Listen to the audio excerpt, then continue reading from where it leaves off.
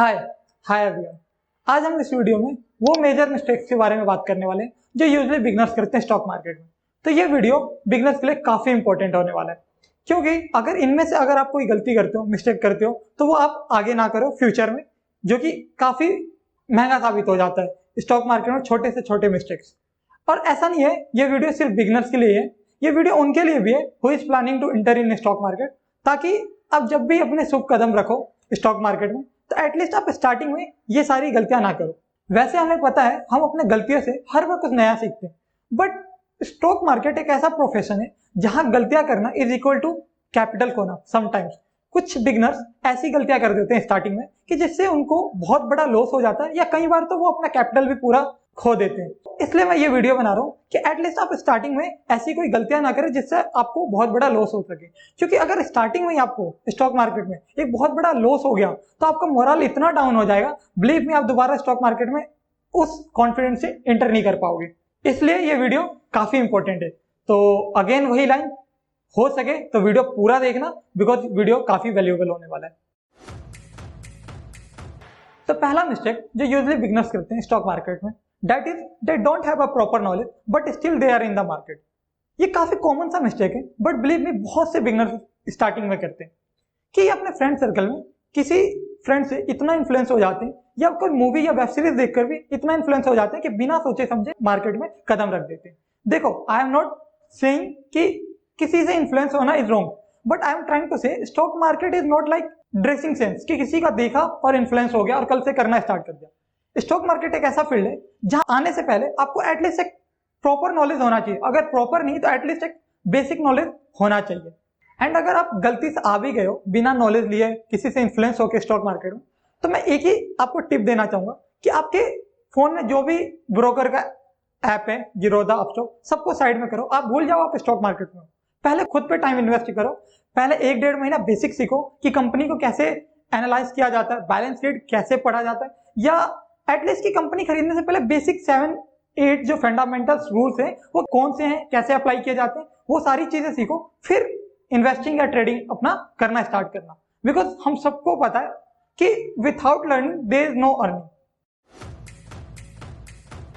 तो दूसरा मिस्टेक जो यूजुअली बिगनर्स करते हैं स्टॉक मार्केट में, कि ये लोगों को ब्लाइंडली फॉलो करना स्टार्ट कर देते हैं। फॉर एग्जाम्पल, अगर ये किसी यूट्यूबर को फॉलो कर रहे हैं, तो अगर किसी यूट्यूबर ने किसी पर्टिकुलर स्टॉक पे कोई वीडियो बनाया तो ये ध्यान नहीं देते, वो डिस्क्लेमर पढ़ना भूल जाते हैं कि वो वीडियो जो है एजुकेशनल पर्पस के लिए, ना कि किसी तरह का वो रिकमेंडेशन है। तो उसको सडनली ये सोचते हैं कि अगर इसने वीडियो बनाया तो क्यों ना हम भी जाकर खरीद ले।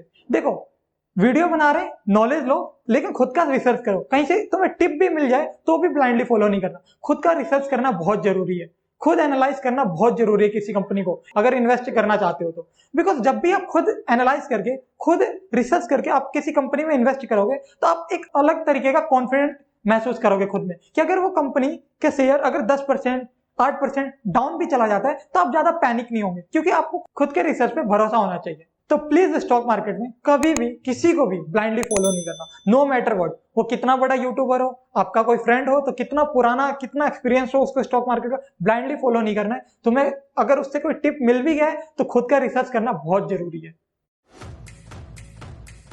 तो तीसरा मिस्टेक जो यूजुअली बिगनर्स करते हैं स्टॉक मार्केट में, इनफैक्ट मैंने भी अपने स्टार्टिंग के फेज में बहुत किया था, वो ये है कि हमारे अंदर पेशेंस नहीं रहता है। स्टॉक मार्केट में पेशेंस बहुत जरूरी है अगर आप यहाँ सक्सेस होना चाहते हो तो। वैसे तो पेशेंस एक ऐसी चीज है जो पर्सन टू पर्सन वेरी करता है, बट ये स्किल आपको सीखना पड़ेगा अगर आप स्टॉक मार्केट में कुछ अचीव करना चाहते हो, सक्सेस पाना चाहते हो तो। वैसे तो स्टॉक मार्केट में सक्सेस होने के लिए बहुत सारे स्किल्स की जरूरत है, बट टू बी ऑनेस्ट सारे स्किल्स एक तरफ, और अगर किसी बंदे के अंदर पेशेंस बहुत हो और इमोशनली स्टेबल हो तो वो सक्सेस इजिली पा सकता है स्टॉक मार्केट में। उसके बहुत ज्यादा चांसेस रहेंगे स्टॉक मार्केट में सक्सेस पाने का। एज सच में कोई टिप तो नहीं दे सकता पेशेंस के ऊपर, बिकॉज ये एक ऐसी चीज है जो आप खुद ही सीखोगे टाइम टू टाइम। बट जितना जल्दी हो सके आप सीख जाओ ये पेशेंस वाली स्किल तो बहुत अच्छा रहेगा, बिकॉज जब स्टॉक मार्केट ये चीजें सिखाता है हमें तो बहुत गंदे तरीके से सिखाता है, believe me. But you can do one thing कि आप जिस कंपनी के भी शेयर्स खरीदो, आप एटलीस्ट एक टारगेट सेट कर रखो कि जब तक ये कंपनी मुझे 20% या 25% रिटर्न नहीं दे देती, जब तक मैं इसको स्क्वायर ऑफ नहीं करूंगा। इससे क्या होगा कि आप टाइम टू टाइम आप पेशेंस वाली स्किल सीखते जाओगे कि जब तक वो कंपनी आपके 15% रिटर्न भी दे दे तो भी आप सेल स्क्वायर ऑफ मत करना, कि जब तक आपका वो टारगेट टच ना हो जाए, हिट ना हो जाए, जब तक आप उसको सेल ना करो। तो आप इस प्रोसेस में धीरे धीरे धीरे एक टाइम ऐसा आएगा जब आपके अंदर पेशेंस वाली स्किल बढ़ती जाएगी day by day day by day. तो यू कैन ट्राई इट। तो चौथा मिस्टेक जो बिगनर्स करते हैं स्टॉक मार्केट में, कि कई बार किसी कंपनी को उसके शेयर प्राइस से जज कर लेते हैं, जो कि बहुत गलत है। शेयर प्राइस किसी कंपनी को डिफाइन नहीं करता है। फॉर एग्जांपल, अगर विप्रो का शेयर आज मार्केट में 500 रुपए का चल रहा है पर शेयर, तो इसका मतलब ये नहीं इसकी वैल्यू 500 रुपए है। मतलब कहने का मतलब ये है कि कुछ कंपनियां अपने शेयर को इतने बार स्प्लिट कर देती है या इतने बार बोनस दे देती है कि उसका प्राइस हमेशा कम रहता है, बट उसकी रियल वैल्यू बहुत ज्यादा है। फॉर एग्जाम्पल, एमआरएफ का शेयर 80,000 है मार्केट में, तो इसका कोई बड़ा रीजन नहीं है। इसका ये रीजन है कि एमआरएफ अपने शेयर्स को ज्यादा स्प्लिट नहीं करता, बोनस देना ज्यादा पसंद नहीं करता। ये सारे रीजन होने की वजह से किसी कंपनी का शेयर की प्राइस बहुत ज्यादा होती है। तो इन शॉर्ट मैं बस इतना कहना चाहता हूं कि कभी ये गलती मत करना कि किसी कंपनी के शेयर प्राइस के बेसिस पे किसी कंपनी के परफॉर्मेंस को, उसके ग्रोथ को जज कर लेना। अगर किसी कंपनी को देखना है तो उसके फंडामेंटल्स चेक करो, उसके पास्ट के परफॉर्मेंस कैसे हैं वो चेक करो, ग्रोथ कैसे हैं पिछले कुछ सालों के, वो सारी चीजें देख के किसी कंपनी की रियल वैल्यू निकाली जाती है, ना कि उसके बस शेयर प्राइस देख कर। तो पांचवा मिस्टेक जो यूजुअली बिगनर्स करते हैं, सारे नहीं कुछ ही करते हैं, एक अजीब सी मेंटेलिटी इनके दिमाग में स्टार्टिंग के कुछ महीनों तक रहता है। किसी भी कंपनी के शेयर खरीदने से पहले क्वालिटी पे फोकस करने की जगह क्वांटिटी पे फोकस करते हैं। फॉर एग्जाम्पल, अगर किसी के पास 5,000 का कैपिटल है और कोई अच्छी कंपनी है जिसका काफी अच्छा पास्ट परफॉर्मेंस है, ग्रोथ है, और उसकी शेयर प्राइस मान के चलते थोड़ा महंगा है, 1,000 रुपए, तो ये 5,000 जो इनका कैपिटल है तो 5 शेयर खरीदना पसंद नहीं करते। ये एक ऐसी कंपनी की तरफ चले जाते हैं, फॉर एग्जांपल किसी कंपनी का शेयर प्राइस 100 रुपए चल रहा है तो उसको खरीदना ज्यादा प्रीफर्ड करते हैं कि हमारे पास इसी बहाने नंबर ऑफ शेयर्स ज्यादा होंगे। तो ऐसा कुछ नहीं है। स्टॉक मार्केट में रिटर्न ऑफ परसेंटेज से मतलब रखना चाहिए। आपको हमेशा क्वालिटी की तरफ फोकस करना है, फंडामेंटली जो स्ट्रॉन्ग कंपनी है उसके तरफ फोकस करना है, रेदर देन किसी बेकार कंपनी की तरफ। क्योंकि आपकी अगर कंपनी ग्रो करेगी तो आपका शेयर प्राइस खुद ही ग्रो करेगा, जैसा कि अभी मैंने पिछले स्टेप में बोला था। तो छठा मिस्टेक जो बिगनर्स करते हैं स्टॉक मार्केट में, कि ये पेनी स्टॉक को बहुत ज्यादा प्रेफरेंस देते हैं। पेनी स्टॉक इज समथिंग जिनका शेयर प्राइस 10 या 15 रुपए से कम का होता है और यूएस मार्केट में $1 से कम का होता है।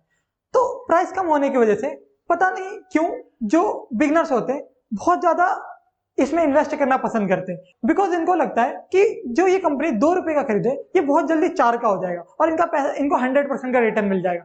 ऐसा नहीं होता, इतना इजीली वो 100% का रिटर्न देके नहीं जाएगा। चांसेस बहुत कम है कि वो 2 से 4 का होगा, लेकिन चांसेस इसके ज्यादा है कि वो 2 से 1 रुपए पे या 50 पैसे पे आ जाएगा। और अगर आप पेनी स्टॉक में इन्वेस्ट कर भी रहे हो, जो कि मैं कहता हूं बिगनिंग में बिल्कुल नहीं करना चाहिए, पेनी स्टॉक से हमेशा दूर रहना चाहिए स्टार्टिंग के टाइम पे, लेकिन अगर आप करना भी चाहते हो तो सिर्फ अपने कैपिटल का 10% ही इन्वेस्ट करें या इससे भी कम इन्वेस्ट करें, क्योंकि वो बहुत ज्यादा रिस्की होता है। आपको वहां रिस्क बहुत ज्यादा है अगर रिवॉर्ड आपको दिखता है कि रिवॉर्ड ज्यादा है। तो सातवां मिस्टेक जो यूजुअली बिगनर्स करते हैं कि ये ज्यादातर अनफैमिलियर स्टॉक को स्टार्टिंग के टाइम पे खरीदना पसंद करते हैं। तो मैं इनसे एक टिप शेयर करना चाहूंगा कि अनफैमिलियर स्टॉक इज गुड, लेकिन हो सके जितना हो सके स्टार्टिंग के टाइम पे सिर्फ फैमिलियर स्टॉक खरीदना। फैमिलियर इज समथिंग कि वो कंपनियां जिसको आप आसपास देखते हो, जिनके आपने प्रोडक्ट यूज किए हो, जिनके आपने प्रोडक्ट किसी को यूज करते हुए देखा हो, जिस कंपनी का फ्यूचर आने वाले 10 साल तक प्रिडिक्ट कर सकते हो आप, मतलब काफी श्योर हो कि इसका फ्यूचर क्या है, क्या करती है, फंडामेंटल्स कैसे हैं, बैलेंस शीट क्या ए स्टार है या नहीं है। इन कंपनियों में ज्यादा इन्वेस्ट करना। इन कंपनियों को हम ब्लू चिप्स नाम से भी जानते हैं। ये वो कंपनियां होती हैं जो स्टॉक मार्केट में पिछले 30 या 35 साल से, for example Reliance, HDFC, Infosys और भी बहुत कुछ है। तो इनमें इन्वेस्ट करना जितना हो सके, क्योंकि ये वो कंपनियां हैं कि यहाँ आपका रिस्क बहुत कम रहेगा, ना के बराबर रहेगा, लेकिन रिवॉर्ड आपका एवरेज से भी ज्यादा रहेगा। टू बी ऑनेस्ट, वैसे तो स्टॉक मार्केट में बहुत से मिस्टेक्स करते हैं बिगनर्स, बट अब जो इस पॉइंट में बताने वाला हूं वो लास्ट मैं डिस्कस करने वाला हूं, और अब तक जो भी इस पूरे वीडियोस में डिस्कस किया है ये सारे वो मिस्टेक्स हैं जो काफी इंपॉर्टेंट थे। अगर ये आप करना छोड़ देते हैं तो आपके चांसेस बहुत हाई है कि आप स्टार्टिंग के कुछ महीने तक जब आप लर्निंग फेज में रहते हो तो आप अपना कैपिटल नहीं खोगे, ना ही आप बहुत बड़े लॉस में जाओगे। तो लास्ट बस 2 ही गलतियां डिस्कस करना चाहूंगा। पहला कि कभी भी स्टॉक मार्केट में बहुत बड़ा एक्सपेक्टेशन नहीं रखना है। अगर आप स्टॉक मार्केट में आ चुके हो तो ये सोचकर मत आ जाना कि यहाँ एक दिन में ही आप अमीर बन जाओगे या कुछ ही साल में अमीर बन जाओगे, ऐसा नहीं होता है। एक्सपेक्टेशन आपको सिर्फ 18 से 20% का एक जो जेन्युइन रिटर्न माना जाता है, इतना ही एक्सपेक्ट करके चलना है स्टॉक मार्केट में। अगर इससे ज्यादा मिल गया तो बोनस के तौर पे है वो, लेकिन आप पहले से ही नहीं सोच के चल सकते कि आपको 16% का CAGR मिलेगा, 80% का CAGR मिलेगा, ऐसा नहीं होता। एंड सेकंड, कभी भी स्टॉक मार्केट में कभी भी, आई रिपीट, दूसरों के पैसे इन्वेस्ट नहीं करने। यहाँ दूसरों में मैं पेरेंट्स भी इंक्लूड कर रहा हूँ। अगर पेरेंट्स आपको पॉकेट मनी वगैरह देते तो आप उससे सेविंग करके इन्वेस्ट कर रहे हैं, वो अलग केस है, लेकिन किसी से रुपए लेकर इन्वेस्ट नहीं करना स्टॉक मार्केट में। आप 5,000, 6,000, 10,000, 20,000 से स्टार्ट कीजिए, लेकिन खुद के पैसे से इन्वेस्ट कीजिए।